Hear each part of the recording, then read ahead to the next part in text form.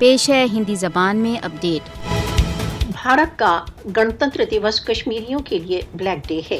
भारत द्वारा कश्मीर पर पाशविक अधिकरण इसके एक प्रजातांत्रिक गणतंत्र के दावों के विरुद्ध है। भारत का गणतंत्र दिवस कश्मीरियों के लिए केवल दुख लाता है। भारत का गणतंत्र दिवस कश्मीरियों के लिए दुख तथा शोक का दिन है। कश्मीरी अपनी मातृभूमि के भारत द्वारा अवैध अधिकरण के प्रतिवाद में 26 जनवरी को ब्लैक डे के रूप में मनाते हैं। भारत द्वारा कश्मीरियों के स्वयं निर्णय के अधिकारों से इनकारी भारत के जनतंत्रात्मक गणतंत्र के बड़े बड़े दावों के विरुद्ध है।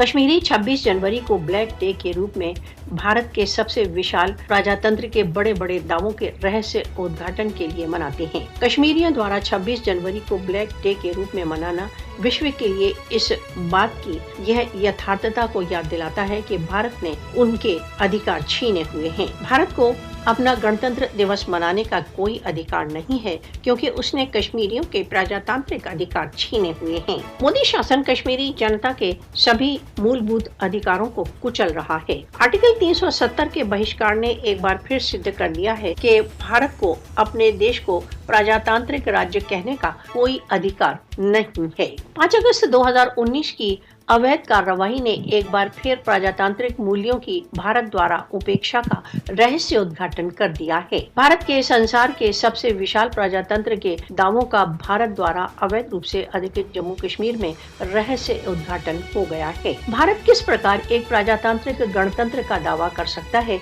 जब वह कश्मीरियों के मूल अधिकारों से इनकार कर रहा है।